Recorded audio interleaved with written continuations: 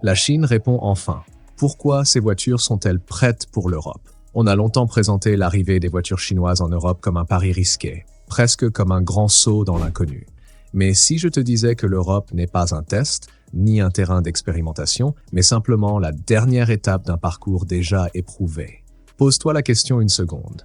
Avant d'arriver chez nous, ces voitures ont roulé là où la pression est maximale.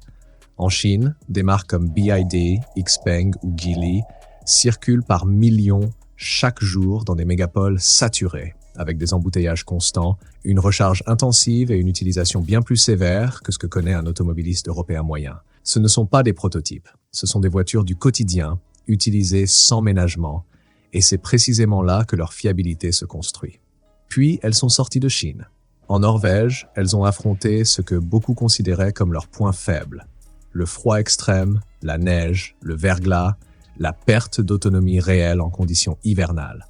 Et pourtant, ce marché est devenu l'un des plus favorables aux voitures chinoises. Pourquoi? Parce que les défauts ont été exposés en pleine lumière, corrigés rapidement, parfois en quelques mois seulement.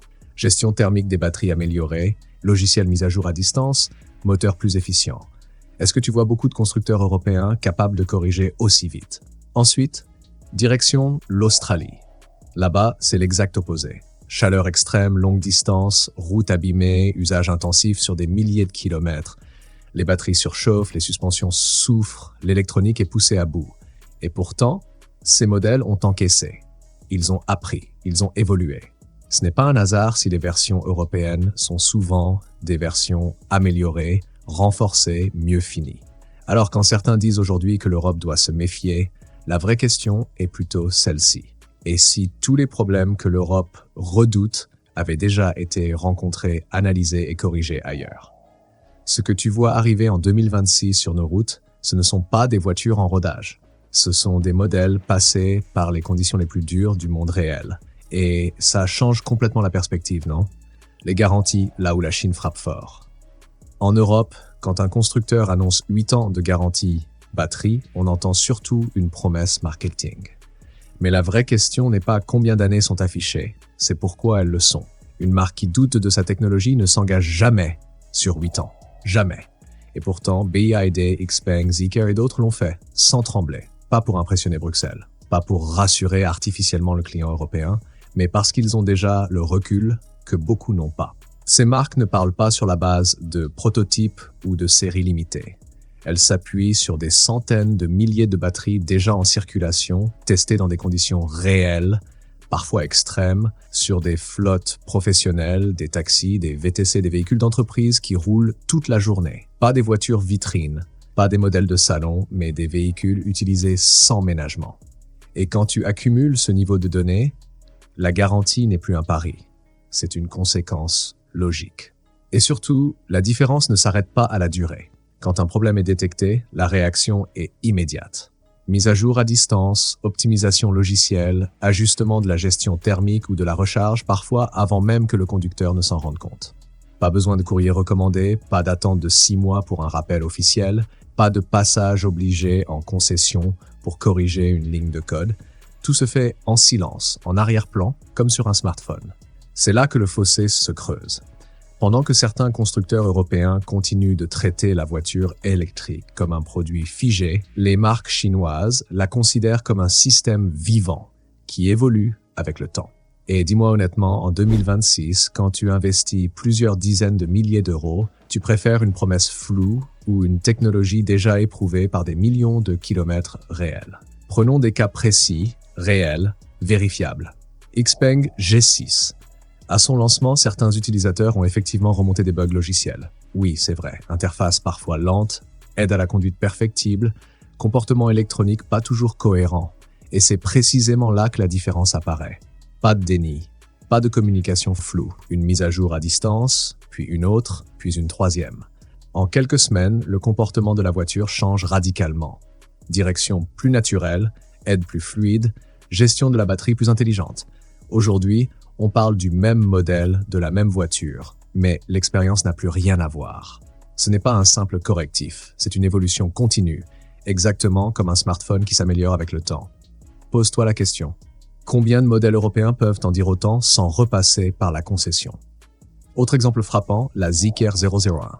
Ici, on n'est clairement pas dans la voiture chinoise pas chère. On est dans le premium assumé, sans complexe. Qualité perçue élevée, matériaux soignés, silence de fonctionnement impressionnant, tenue de route digne de berlines allemandes reconnues. Et ce n'est pas un discours marketing, ce sont les retours d'Européens qui l'ont conduite. Beaucoup disent exactement la même chose, ça ressemble à une Audi, mais sans le prix Audi.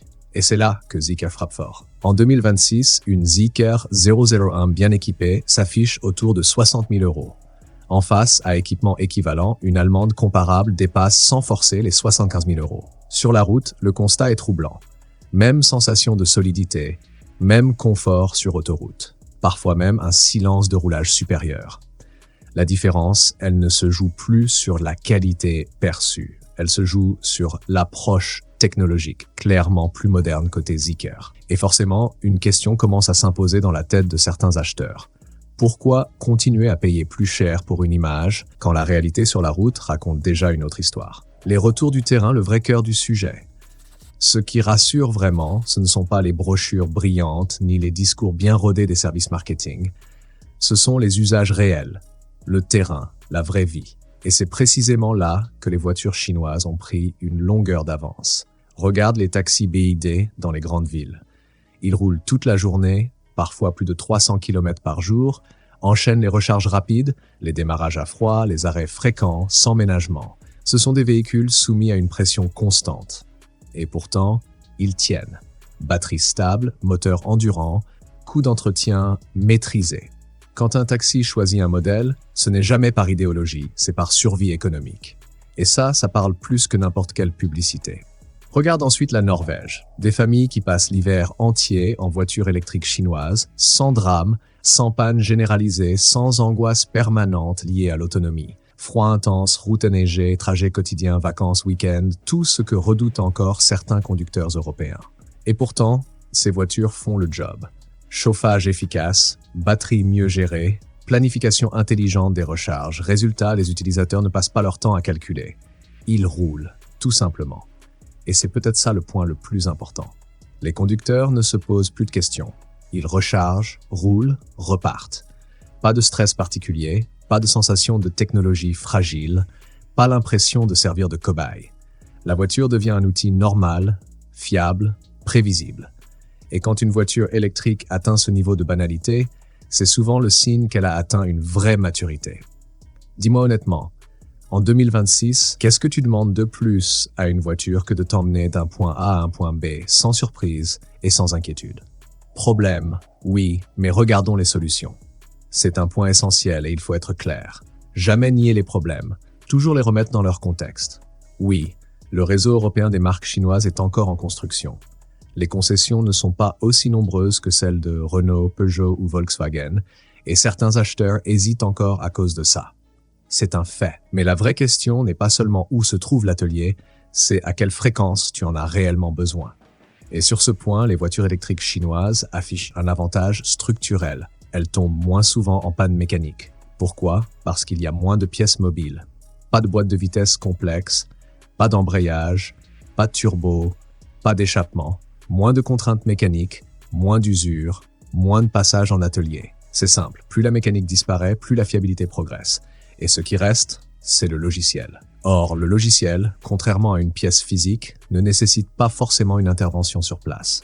Un bug, une amélioration, une optimisation de recharge, une meilleure gestion de la batterie, mise à jour à distance. La voiture évolue pendant que tu dors. Là où un problème aurait autrefois immobilisé un véhicule, il devient aujourd'hui une opportunité d'amélioration.